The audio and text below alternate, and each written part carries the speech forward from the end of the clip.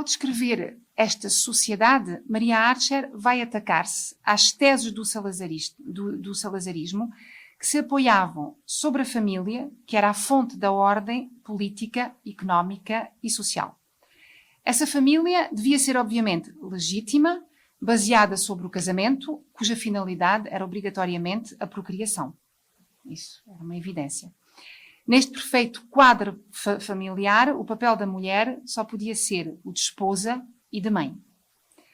Ora, Marieta confessa acerca do casamento: cada vez gostava mais de ser livre, dona da sua vida, da sua fantasia. Portanto, ela recusava completamente a ideia do casamento.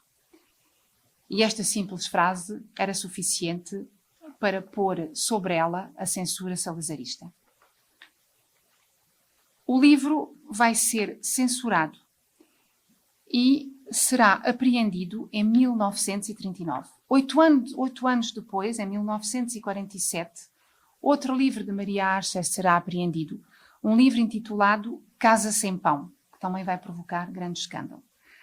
Relativamente a esta censura, alguns anos mais tarde, a escritora confessa: os meus livros foram apreendidos sem a mínima justificação do acto e sem sequer me dar resposta aos pedidos que fiz para que essa explicação me fosse fornecida. O regime político do Estado Novo vai se tornar cada vez mais opressor, e esta opressão alastra-se ao exército. O capitão Henrique Galvão, do qual devem ter certamente ouvido falar, se conhecem esse período marcante da história de Portugal, portanto, o capitão Henrique Galvão, outrora salazarista convencido, começa a partir dos anos 50 a afastar-se do salazarismo e a opor-se àquele que ele tinha apoiado fervorosamente. Esse dito capitão será acusado pelo regime salazarista de conspiração e sofrerá diversos processos da parte do Estado Novo. Processos esses aos quais assistiu Maria Archer, e aqui vamos entrar no momento mais de liderança militante de Maria Archer. Portanto, Maria Archer vai assistir a esses processos de 1952 a 1953. Ela vai assistir enquanto jornalista de um jornal, o jornal A República. Esses processos, que ocorreram perante uma jurisdição militar e que tinham por origem uma suposta conspiração contra o poder, foram sem dúvida, e isso Maria Archer sublinha bem, falsificados. Maria Archer mostra-se, desde o início, plenamente consciente que o depoimento que vai transcrever sobre esse episódio terá grande ressonância em Portugal. Daí que ela tenha solicitado os principais atores do processo, ou seja, os réus, os advogados e as testemunhas, para reler os seus apontamentos. Esta preocupação vai dar, sem dúvida, maior autenticidade ao seu depoimento. Trata-se verdadeiramente de um testemunho. Mas não esqueçamos que a escritora portuguesa já tinha visto 2 dos seus livros proibidos e que a simples presença de Maria Archer no tribunal punha em perigo uma eventual publicação.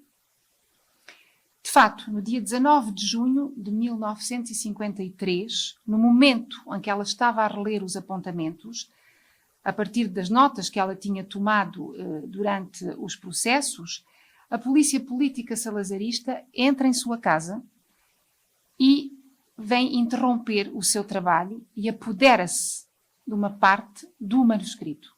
A outra parte será enviada para o Brasil, para um amigo de Maria Archer, Tomás Ribeiro Colasso, que era um português também refugiado político aqui.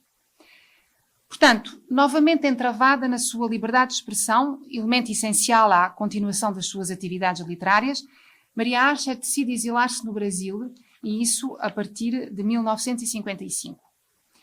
Um ano mais tarde, a escritora declara ao cotidiano Diário de Notícias do Rio de Janeiro que aqueles eventos repressivos foram a principal razão da sua partida para o Brasil. Vou então citar Maria Archer, se dão licença. Vim para o Brasil, tendo chegado no dia 15 de julho de 1955, porque já não podia viver em Portugal. A ação da censura asfixiou-me e tirou-me os meios de vida. Apreenderam-me 2 livros publicados, assaltaram-me com policiais a casa, e levaram-me um original que ainda estava escrevendo. Violência inédita em países de civilização europeia. Maria Archer, que encontrará no Brasil uma forte comunidade de exilados políticos portugueses, constituída essencialmente por homens, vai viver uma experiência diferente daquela que viveu durante os anos que passou em Moçambique, em Angola e em Guiné. Trata-se, de facto, desta vez de uma profunda separação com a pátria, com a mãe pátria. Pois o exílio político, neste caso, é uma verdadeira expulsão fora das fronteiras, é um desterro, é uma deportação para ela. Com efeito, as personagens obrigadas ao exílio vivem uma espécie de acumulação de eventos destruturantes que põem em causa de maneira radical o seu modo de vida. Portanto, é isso que ela vai viver. Estes eventos intervêm em 3 momentos distintos. Primeiramente, no momento em que ela deixa o país. Segundo, a quando as peripécias do deslocamento. E terceiro, quando ela se instala aqui no Brasil. Todavia, se o risco da perda da pátria induz frequentemente na espera do regresso o da perda de si, não deixa de ser verdade que o exílio pode se revelar libertador, até mesmo revelador de uma identidade forjada pelo sofrimento que é imposto aos banidos. Tal parece ser o caso de Maria Archer, justamente. O exílio não é sistematicamente aquele afastamento trágico que faz perder o vínculo com o sítio de onde somos originários. Se de facto, segundo a filósofa e psicanalista Júlia Kristeva, a noção de estrangeiro possui um significado jurídico designando aquele que não tem a nacionalidade do país, Maria Archer, apesar de ser estrangeira, escolheu um país unido a Portugal por laços históricos, linguísticos e culturais bem específicos. A verdade é que a escritora portuguesa tem com o Brasil um passado e uma história comuns. Esta proximidade não lhe permite realmente de endossar o papel de estrangeira aqui no Brasil. Com efeito, Maria Archer não consegue impor-se como totalmente diferente no seio do país que a acolhe, e este país também não a pode excluir como totalmente dissemelhante. A escritora portuguesa, ao chegar ao Brasil, rejeita a opressão política que a sufocava e mergulha numa espécie de liberdade quase alucinatória. Como os demais estrangeiros, ela torna-se o seu único mestre. Ela não tem nem pai, nem pátria, nem mãe, nem ninguém. Ela aqui torna-se completamente livre. Mas, rapidamente, a escritora que viveu outrora a tragédia do seu país por dentro vai vivê-la doravante aqui, por fora. Ela não corta com Portugal. Pois, apesar da partida, ela vai sentir-se profundamente preocupada pela vida política portuguesa, de forma que, apesar de ter encontrado, sem dúvida, uma grande liberdade no Brasil, esta felicidade encontra-se maculada pela memória. Uma memória que estaria relacionada com a mneme dos gregos e também e sobretudo com a anamnesis. Em A Memória, a História e o Esquecimento, o filósofo francês Paul Ricoeur, que devem conhecer, precisa, pois, que os gregos têm 2 palavras, mneme e anamnesis, para falar da memória. A mnemne é, digamos, uma memória passiva e a anamnesis é uma memória ativa. A escritora vai entrar justamente nessa memória ativa. Ela vai ter que se relembrar o passado, para poder justamente ultrapassar o seu sofrimento. Tal processo dá-lhe uma nova razão de viver, pois, como afirma Júlia Kristeva, logo que os estrangeiros tenham uma ação ou uma paixão, eles enraizam-se, encontrando no país de acolho, mais do que o país, uma fusão total, uma fusão completa. E uma das primeiras preocupações de Maria Archer, quando chega aqui ao Brasil, é de publicar as memórias do famoso processo militar, do qual vos falei. E ela vai publicar, portanto, no Brasil, esse famoso processo de Henrique Galvão. Finalmente, longe da opressão salazarista, Maria Archer vai se sentir plenamente livre, finalmente livre, para atacar o regime que estigmatizou o seu valor não somente de mulher, mas também de escritora, que a impediu de ser aquilo que ela queria ser. Portanto, a escritora jornalista vai atacar diretamente a Comissão de Censura e a PIDE, a Polícia Internacional e de Defesa do Estado, a famosa PIDE. Ela vai também atacar o SNP, que era o Secretariado Nacional de Propaganda Salazarista. A própria capa do livro de Maria Archer e de volta de a própria capa do livro sobre o processo de Henrique Galvão encontra-se ilustrada pelo mandato da PIDE, que ordenava que Maria Archer comparecesse em seus locais. Eu tinha aqui este processo. Pronto, está aqui. Portanto, este é o famoso papel da PIDE que obrigava Maria Archer a se apresentar.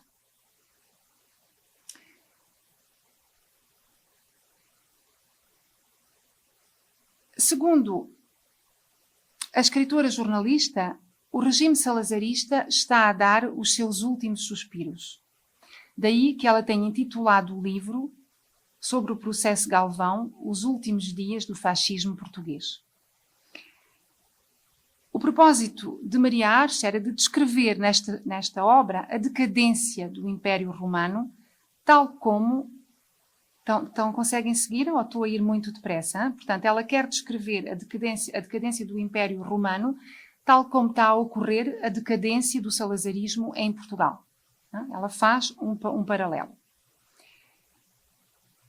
E é evidente que, quando se conhece um pouco a história, há um paralelo que deve ser feito aqui com um livro que se chama The Last Days of Pompeii, Os Últimos Dias de Pompeii, que relata justamente essa decadência do processo romano. O trabalho de Maria Archer será aqui de desmantelar, ponto após ponto, a iniquidade e o arbitrário do poder jurídico salazarista. Esta tarefa, que não poderia ser executada em Portugal, por causa justamente da censura, Maria Archer vai concretizá-la em dezembro de 1959, em São Paulo, com a publicação desse livro. Este esforço de memória que ela vai fazer, portanto, para relembrar tudo o que ela viu durante o processo, vai permitir-lhe de exteriorizar um sofrimento profundo e isso vai aliviar o seu presente. Daí que possamos concluir que o Brasil constitui, sem dúvida para Maria Archer, uma forma de renascimento. Durante esse dito exílio brasileiro, que durou cerca de um quarto de século, portanto foram ainda muitos anos, Maria Archer realizou uma tripla atividade de compromisso sociopolítico. Primeiramente, enquanto jornalista, segundo, enquanto escritora e terceiro, enquanto mulher, num mundo onde os poderes estavam ainda essencialmente nas mãos dos homens. A atividade jornalística que mais atraiu minha atenção foi a que se encontra exposta em Portugal Democrático. O jornal foi, sem dúvida, o principal órgão da empresa livre dos portugueses exilados políticos no Brasil. Ele começou a ser publicado em 1956, aqui em São Paulo, por uma comunidade portuguesa fortemente anti-salazarista. E uma comunidade, eu acho que isso também era interessante, uma comunidade portuguesa de diversas obediências políticas. Havia comunistas, havia republicanos liberais, havia monárquicos, mas todos eles tinham em comum uma coisa: o ódio profundo do salazarismo.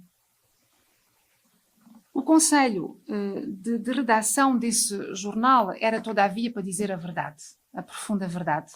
Ele era profundamente marcado pelo comunismo. E Maria Archer faz prova de grande atividade. Eu não diria, aliás, tivemos essa conversa há pouco, eu não diria que ela era comunista. Ela nunca se reivindicou comunista, mas ela encontrava com o comunismo esse desejo profundo de lutar contra o salazarismo. Mas ela não se reivindicava como comunista. Portanto, ela vai fazer prova aqui neste jornal de uma grande atividade jornalística, principalmente de 1956 a 1952, o que abrange o famoso período do qual nós falamos. O conteúdo do jornal era essencialmente político. pois Portugal Democrático devia servir de tribuna aos opositores do regime salazarista. Era esse o seu objetivo principal, lutar contra o regime. Mas o jornal também lançava apelos à solidariedade em favor de outros países oprimidos, como, por exemplo, a Espanha. Maria Archer publicou neste jornal cerca de 12 artigos.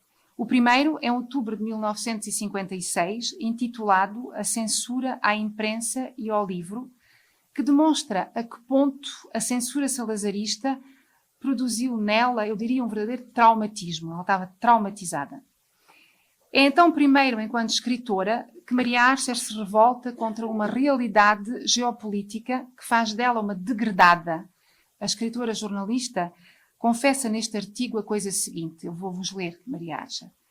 A nossa situação é tão dura e dolorosa que o livro chega a ser-nos apreendido em casa, portanto ela fala da experiência que viveu.